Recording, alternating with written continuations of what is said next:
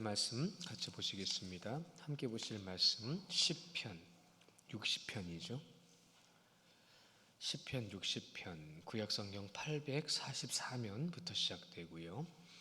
시편 60편은 제목이 굉장히 길어요. 다윗이 교훈하기 위하여 지은 믹담, 교훈이란 뜻이죠. 인도자를 따라 수산 엣둠에 맞춘 노래. 다윗이 아람 나하라임과 아람 소바와 싸우는 중에 요압이 돌아와 에돔을 소금 골짜기에서 쳐서 12,000명을 죽인 때라는 제목이 있습니다. 우리 60편 1절부터 12절까지 한 절씩 나눠서 먼저 보시겠습니다. 1절 하나님이여 주께서 우리를 버려 흩으셨고 분노하셨사오나 지금은 우리를 회복시키소서.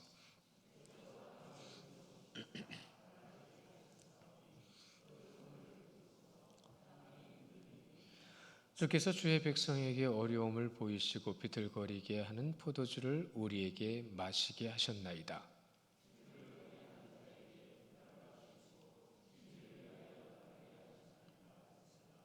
주께서 사랑하는 자를 건지시기 위하여 주의 오른손으로 구원하시고 응답하소서.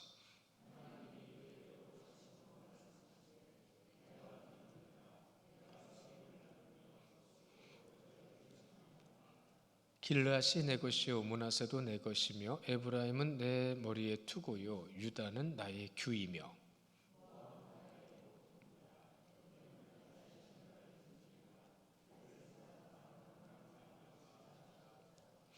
누가 그를 이끌어 견고한 성에 들이며 누가 나를 에돔에 인도할까.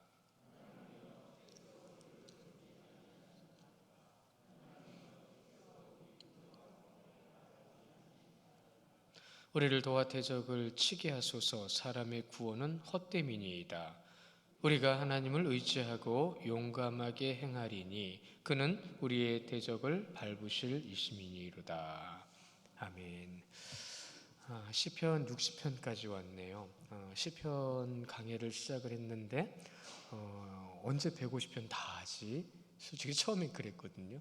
근데 벌써 60편까지 왔어요. 시간이 굉장히 빠른 것 같기도 하고 그 빠른 시간 가운데에 더 안타깝고 어떨 땐 두렵기도 합니다.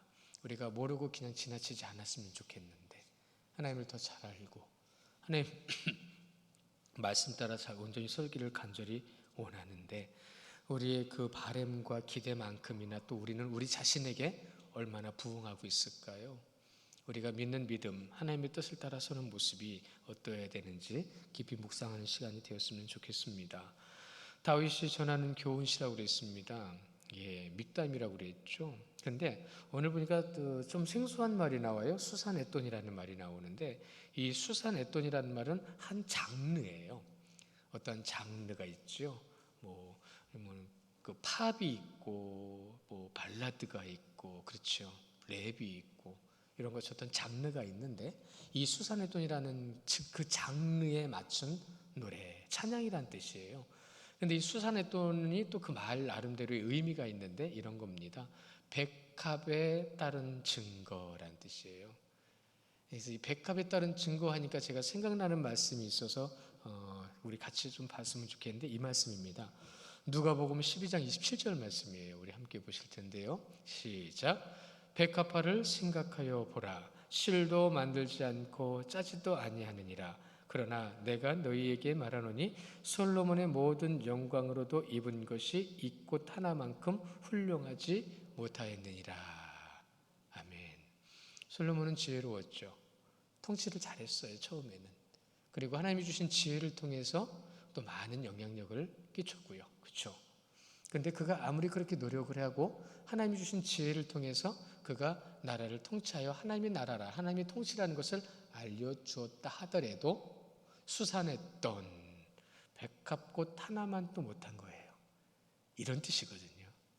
우리는 아무리 잘해도요, 아무리 노력을 하고 아무리 바른 거라고 주장을 해도 하나님의 창조 앞에 더 나은 것이 없어요.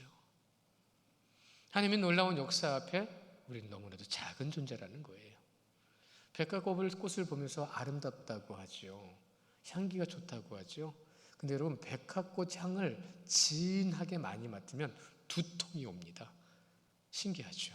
그래서 유럽에서는 옛날에 자살하려고 하는 사람들이 백화꽃을 잔뜩 자기 방에다 꽉 채워놓고 잤어요.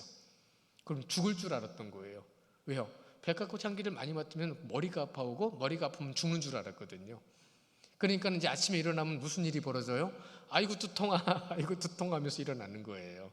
그런 바보 같은 일들도 참 많았었어요. 그러나 하나님이 창조하신 창조에 백화꽃에 하나만도 못한 우리의 모습을 보게 되는 거죠. 우리의 모습이 아니라 우리가 행하는 모습을 보는 거죠. 여러분의 찬양의 모습은 어떻습니까? 우리가 정말로 하나님을 바라보면 하나님께 영광 돌린다고 하지만 백화꽃 하나만도 못해요. 다윗은 지금 그렇게 찬양하고 있는 겁니다. 이걸 언제 찬양했을까요? 이것을 찬양할 때가 언제였냐면 다윗이 이제는 가나안 땅에서 왕이 되었고 이스라엘이 왕이 되었고 이제 북방으로 올라가서 북방을 점령하는 때예요. 북방을 땅에서 점령할 때에 그 점령으로 올라간 곳이 바로 아람소바. 오늘 제목에 나와 있죠. 아람소바, 나하나임과 아람소바. 그 지역 이름이에요. 거기까지 올라가서 그들과 싸워서 소금골짜기 있죠. 이 소금골짜기에서 소금골짜기라는 지역이 있어요. 그렇게 이름을 붙였는데 설명하면 기니까 나중에 다시 한번 말씀을 드리기로 하고 그곳에서 안타깝게도 그곳에서 싸울 때 그 적에게 졌어요. 전세가 밀린 거예요. 이상하다. 하나님이 주장하시는 전쟁인데 우리가 왜 밀리지? 하나님이 도와주시는 전쟁인데 우리가 왜 지는 거야? 너무 놀란 거예요, 다윗이. 그래서 정신이 좀 없는 상황이었어요. 정신이 없는 그 순간을 기억하며 이 시를 쓴 겁니다. 그리고 나서 그 순간이 지난 다음에 누가 왔어요? 요압이 왔어요. 요압이 합세하면서 그 전쟁을 이겼거든요. 근데 왜 그 지는 순간, 여러분 전쟁은 누구에게 속했습니까? 하나님께 속했습니다. 근데 하나님께 속한 전쟁을 한다고 믿었는데 왜 그 순간에 지냔 말이에요. 다윗은 너무 놀랐어요. 자, 그러면 우리가 가나안 땅에 들어갈 때 진 전쟁이 있어요. 가장 처음으로 졌던 전쟁이 어느 전쟁이었죠? 아이성 전투였죠. 근데 아이성 전투는 여리고성보다 아이성이 커요, 작아요? 비교할 것도 못될 만큼 작은 성이었어요. 근데 아이성에서 졌어요. 왜 졌어요? 불순종 때문에 진 겁니다. 불순종 때문에 진 거예요. 한 사람의 불순종이 그 나라의 전쟁을 패배로 이끌었어요. 이것이 의미하는 바가 신학적으로 얼마나 중요하냐면 교회 안에서 악한 사람 하나, 왜 나 하나쯤이나 하는 생각할 때가 있어요. 나 하나쯤이야. 여러분, 나 하나에게 들어온 사단의 사역, 사단의 영향력이 교회를 어떻게 흔들어 놓는 줄 아십니까? 스펀지에 물 스며가듯이 교회를 삼킵니다. 그러니까 나 하나쯤이라 하시면 안 돼요. 아간 하나 때문에 이스라엘이 졌습니다. 그것이 의미하는 가장 중요한 신학적인, 신앙적인, 영적인 의미라는 것은 무서운 거예요. 그러니까 우리가 지금 돌아보십시오. 우리 주에 얼마나 악한 세력이 많아요. 우리 주에 얼마나, 아니 내 안에 악함이 얼마나 많아요. 다윗은 지금 그걸 얘기하고 싶은 거예요. 왠지 아십니까? 그 지는 순간에 하나님께서 그들에게 깨우쳐 주신 지혜를 다윗에게 주실 때에 이렇게 주신 겁니다. 너희들 안에 악함을 버려라. 불순종을 버려라. 또한 승리하더라도 교만하지 말아라. 이 두 가지 의미를 담고 있는 겁니다. 그러니까 다윗은 얼마나 이 신앙적으로 성숙한 사람이었는지 몰라요. 정말로 신앙적으로 성숙한 사람일수록 무엇을 고민해야 되고 무엇을 생각해야 되는지 알아가는 겁니다. 그러니까 내 안에 들어와 있는 악한 거 하나라도 하나님 앞에 어떻게 해야 되는 거예요? 자꾸 발굴해내야 되는 거예요. 끄집어내야 되는 거예요. 이렇게 악하게, 답답하게, 불편하게, 힘들게 나를 만들어 놓는 것들은 여러분 사단이 하는 거예요. 여러분 그거 잊지 마십시오. 다시 한번요. 아무것도 염려하지 말고 다만 모든 일에 기도와 간구로 너희 구할 것을 감사함으로 하나님께 아뢰라. 그러면 모든 지각에 뛰어난 하나님의 평강이라고 그랬습니다. 하나님의 평강이 너희 마음과 생각을 지키시리라. 그러니까 평강이 없으면 누가 나를 지키고 있는 거예요? 사단이 지키고 있는 겁니다. 그러니까 평강하지 못하고 힘들 때에도 주님을 끝까지 찾아야 돼요. 그러니까 불편할 때는 함구하십시오. 그냥 힘들 때는 함구하십시오. 그냥 사단의 사역이 나로 하여금 나타나지 못하게 하십시오. 어떠한 이유에서든 이라는 표현을 써요. 우리가 정말로 하나님의 말씀을 보고 이 시편, 제가 코로나 후유증이에요. 늦게 왔어요. 그래서 이 잔기침이 자꾸 생겼어요. 그런데 더군다나 이제 건조해지니까 자꾸 더 심한데 양해해 주시고요. 이런 관점에서 시편 60편을 보게 되잖아요. 지금 다윗이 우리에게 무언가를 전하고 싶은 절절하고 애절한 그 하나님의 말씀의 교훈들, 이 교훈들을 전하고 싶은 이 마음을 가지고 시편 60편을 보게 되면 여러분 거기서 교만을 찾게 돼요. 악함을 찾게 돼요. 그 교만과 악함을 어떻게 해야 되는 거예요? 버려야죠. 1절에 보시면 하나님이여 주께서 우리를 버려 흩으셨고 분노하셨사오나 지금 우리를 회복시키소서. 우리를 회복시키소서. 자 보세요. 다윗은 지금 가장 먼저 이 순간, 어려운 순간에 누구를 찾고 있어요? 하나님이요. 하나님이요. 어찌하여 그러셨나이까. 오늘 말씀은요 1절 한 절만 우리가 깊이 들여다보면 다 나와요. 어떻게 해요? 보시면 먼저 버려라는 말이 나오죠. 하나님이여 하나님이여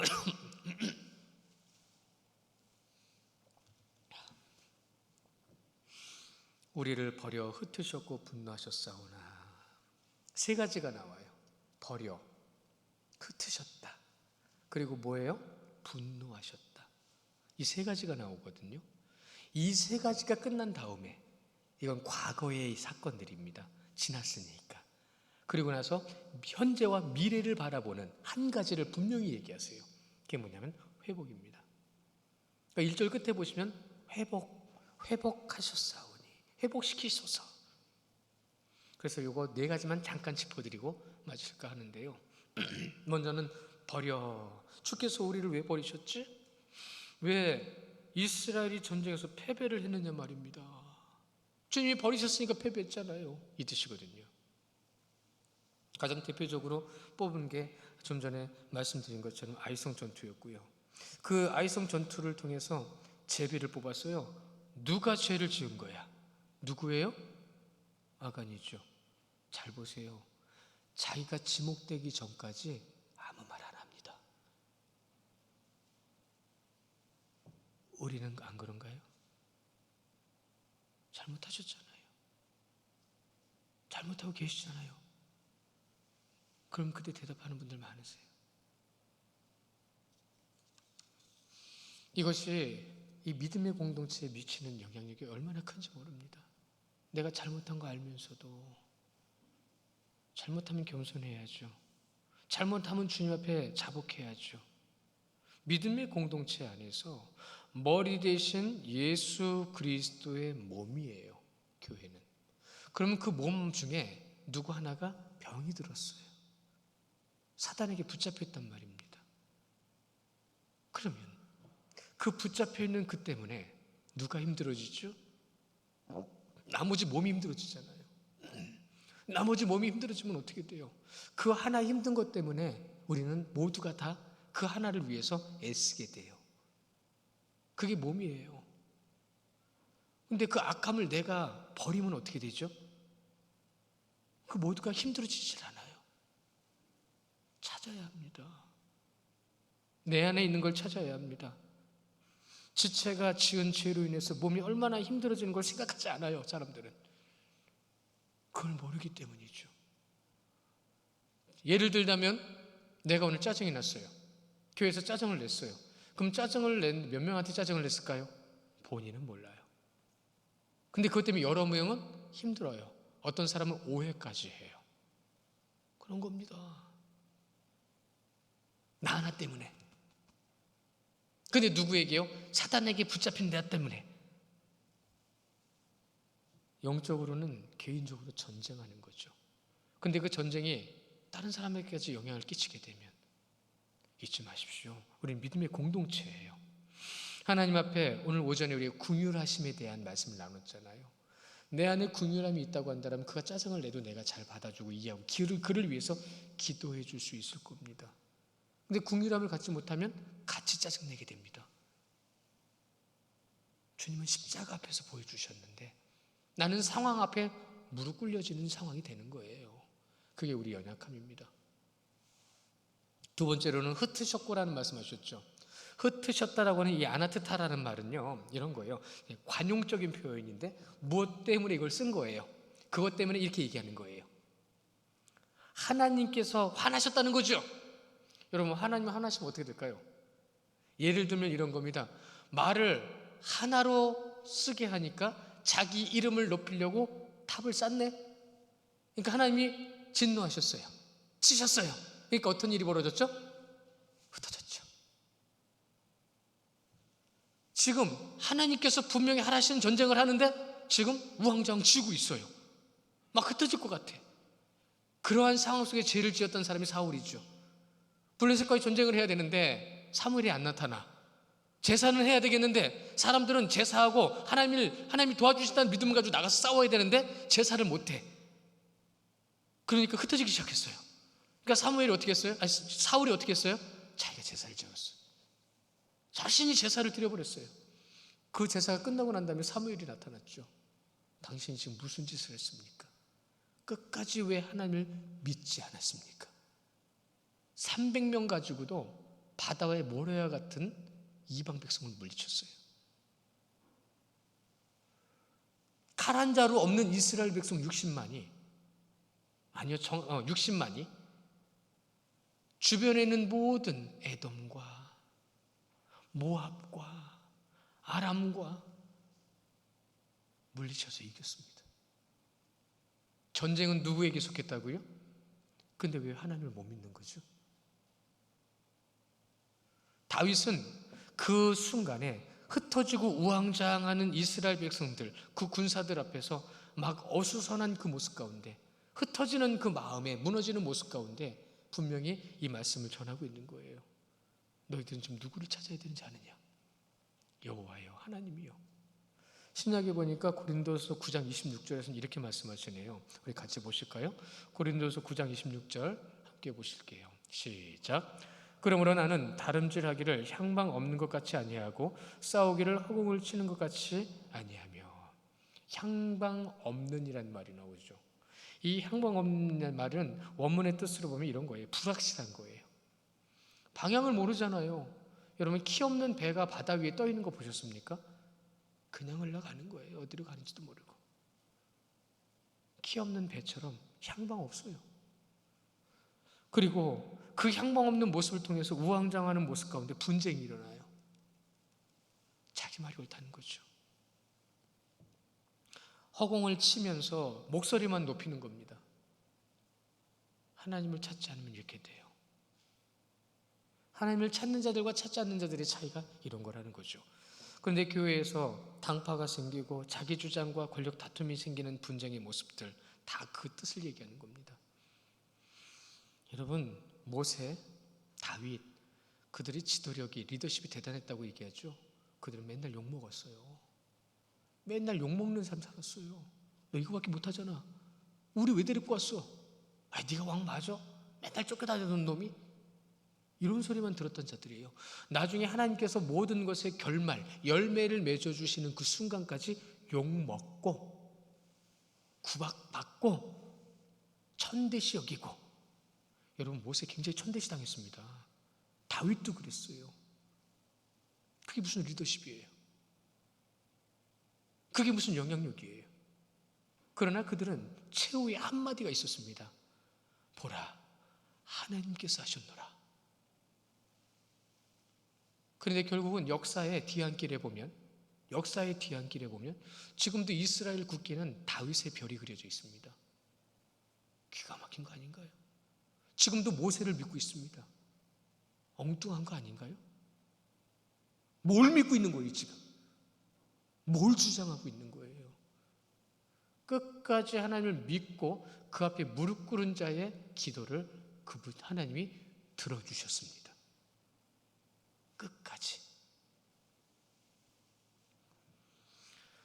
그렇게 막 흔들리고 막 흩어지려고 하는 그들의 모습을 다시 한번 얘기했고요. 거기서 중요한 것이 무엇인지 말씀해 주셨고, 끝으로 분노하셨나이다 라는 말이 있어요.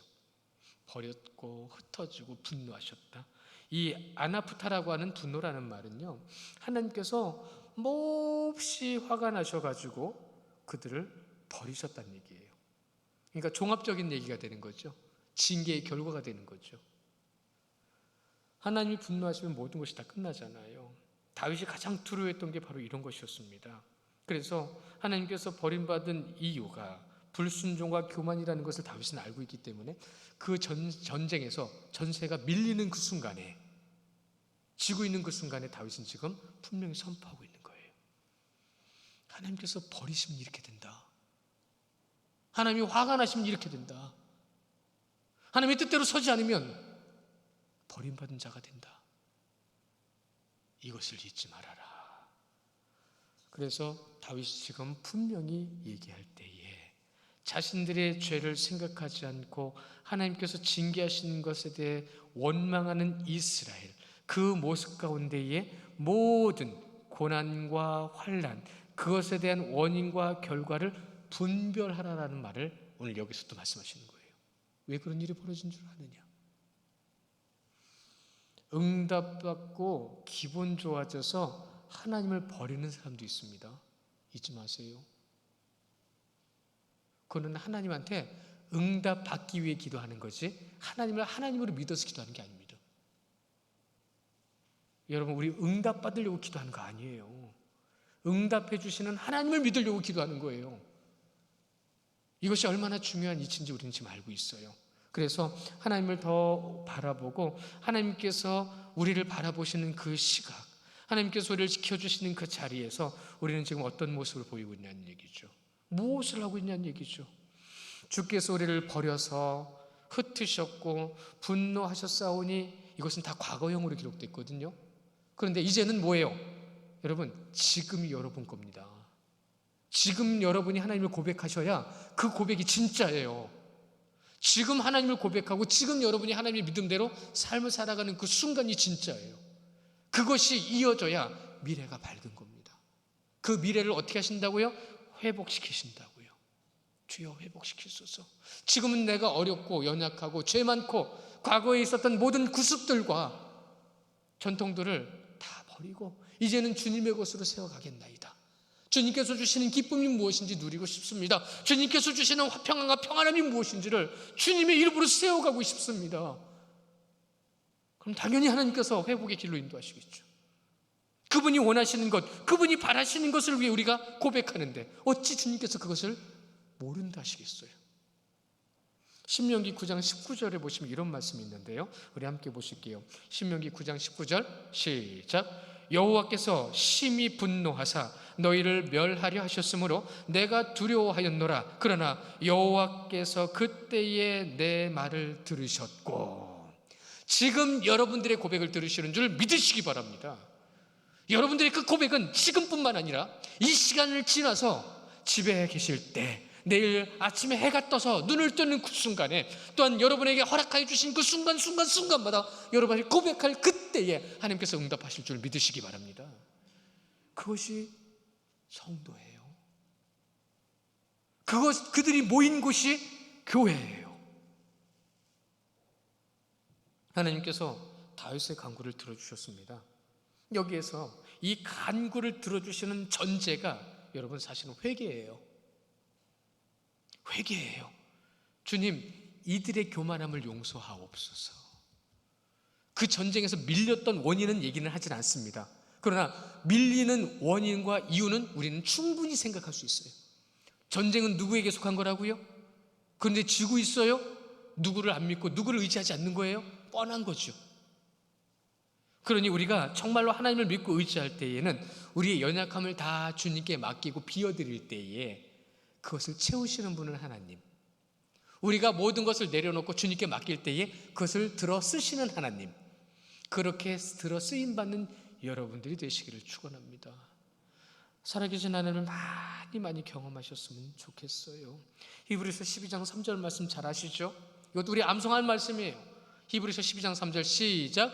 너희가 피곤하여 낙심하지 않기 위하여 죄인들이 이같이 자기를 거역하신 일을 뭐라고요? 참으신 일을 생각하라고 했어요. 죄인들이 이같이 자기를 거역한 일을, 이 죄인들은 우리예요. 참으시는 일은 누구세요? 예수님이세요. 그 예수님은 그렇게까지 참으셨는데 그것을 기억하라. 우리도 참아야 됩니다. 누구의 이름으로 참아야 돼요? 여러분 그냥 참으면 안 돼요. 누구의 이름으로 참아요? 누구의 이름으로 인내해요? 누구의 이름으로? 자, 우리 실천사항 4가지 다시 한번 읽어볼까요? 첫째, 시작. 둘째, 셋째, 넷째. 여러분 기도하실 때에 우리의 4대 비전 있죠. 4대 비전. 4대 비전이 뭐예요? 천국을 경험하고 천국을 확장하는 교회, 개인과 이웃, 민족을 치유하는 교회, 다음 세대를 준비하는 교회, 예수 그리스도의 사랑을 실천하는 교회, 기도로 준비하고 말씀으로 무장하고 인내로 전투하고 사랑으로 승리하자. 여러분 기도 안에 이걸 넣으십시오. 우리가 다윗을 본받는 게 아니에요. 다윗의 길을 본 삼아서 주님을 따라가는 거예요. 주님의 길을 가는 거예요. 그래서 3절에 보시면 어려움을 보이시고 비틀거리게 한 포도주를 우리에게 마시게 하셨나이다? 아니요, 마시게 하신 게 아니에요. 하나님을 의지하지 않아서 이렇게 된 이란 뜻이에요. 하나님을 의지하지 않아서 이렇게 된, 비틀거리는 거예요. 우리가 오늘 말씀 가운데서 보시면 특히 6절부터 8절까지 말씀을 보면 참 재밌는 비유들이 나오거든요. 그 6절부터 보시면 그러잖아요. 우리가 거기서 하나님이 그의 거룩하심으로 말미하시고 내가 뛰놀리라, 내가 세겜을 나누며 수컷의 골짜기를 측량하며 라고 하면서 거기서 내 것이 나와요. 그렇죠? 이것은 하나의 표현입니다. 관용적 표현이지 그것은 무슨 의미를 가지고 있냐면 하나님의 소유라는 거예요. 소유를 말씀하시는 거예요. 그것이 하나님의 것인데 라는 표현을 비유적으로 설명하시는 거예요. 다시 말씀드립니다. 누구의 것이요? 하나님을 믿는 자의 것이라는 뜻이에요. 그렇게 가나안 땅을 정복했고 그렇게 하나님의 뜻을 따라 전쟁에서 승리했는데 잠시 밀렸어요. 전세에서. 그래서 다윗은 선포합니다. 끝까지 이 순간도 정복한 후에도 교만하지 말아라. 주님께서 주신 마음을 붙잡아라. 항상 말씀을 잘 묵상하셨으면 좋겠어요. 시편 60편을 보게 되면 하나님의 사람이 어떠해야 하는지를 더 깊이 성찰하게 하세요. 분별하게 하세요. 그러나 다윗의 접근처럼 나도 저만 얘기하는 게 아닙니다. 여러분 모두도 나부터 회개하여 쓰임받는 자리에 세움받을 수 있도록 하나님의 사람답게 되어라. 이 뜻을 하는 거예요. 하나님의 사람. 여러분 하나님의 사람 맞죠? 그걸 그리스도인의 성도라고 말하죠. 그래서 그 믿음의 모습과 그 인도하시는 길 가운데에서 주님의 길을 온전히 따라가시고 주님의 뜻을 이루시는 우리 성도님들 되시기를 축원합니다. 이 시간에 잠깐 기도할까요? 기도할 때에 결단의 기도를 하십시오. 또한 간구함과 부르짖음이 있기를 원합니다. 하나님 부르시면서 이번 한 주간도 우리에게 허락해 주신 자리에서 정말로 하나님의 사람다운 모습으로 살아갈 수 있게 해달라고 교만하지 않고 넘어지지 않고 기도하겠습니다. 사랑과 은혜가 많으신 아버지 하나님 은혜를 감사드립니다. 오늘